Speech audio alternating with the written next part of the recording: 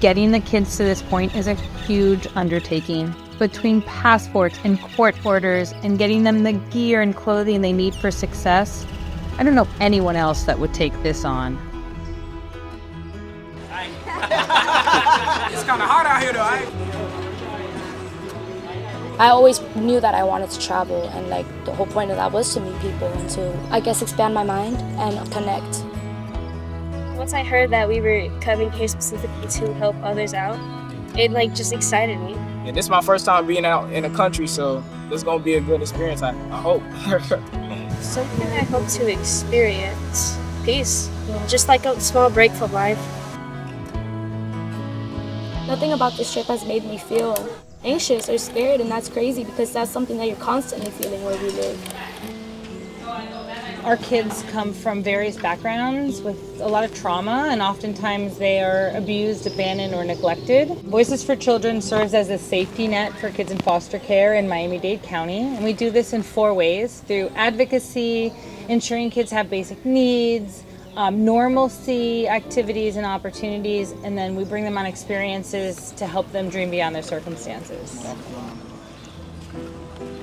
Seeing the living conditions in it kind of brought a little flashbacks towards my childhood. When I lived with my biological parents, we didn't have water, we didn't have food, we didn't have electricity, and it was me and my 6 siblings. What I'm looking to learn on this trip is gratitude, being thankful and not taking things for granted.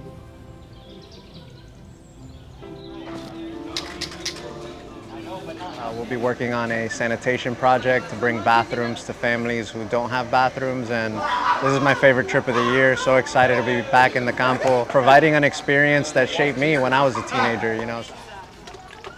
Our kids have a lot of trauma, and they often feel that they don't have a lot to give.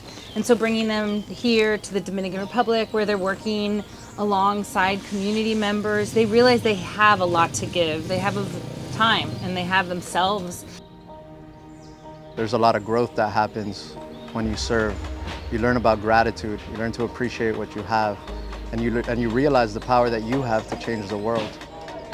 Watching the kids build these forever bonds, they didn't know each other on day one, and so being able to really connect and support each other has been such a beautiful thing that I've witnessed this week.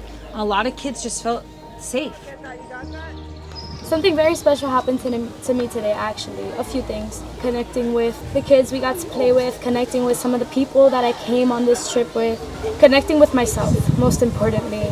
I feel like I got to connect with my inner child a lot this trip.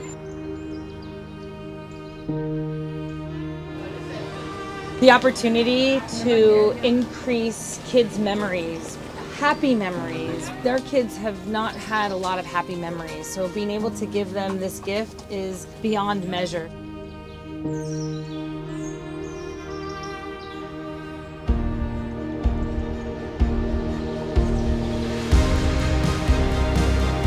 This whole trip we've kind of like all been able to be really silly and like kind of just be kids, which isn't something that you get to do a lot back home where we're from, especially being in foster care. This entire trip has been a blessing. It was incredible. It was more than I could have ever imagined it to be. This first trip is something that's going to definitely impact me for the rest of my life. I feel like I have absolutely no room to complain about anything anymore. I'm glad I came here and was able to have this opportunity to give back here, even though I was never given anything. If I could describe community in one word, I would definitely call it love. I think that speaks for itself. When you have just a group of humans coming together and connecting with whatever that may be, through love, through pain, through fear, it creates such an intense love.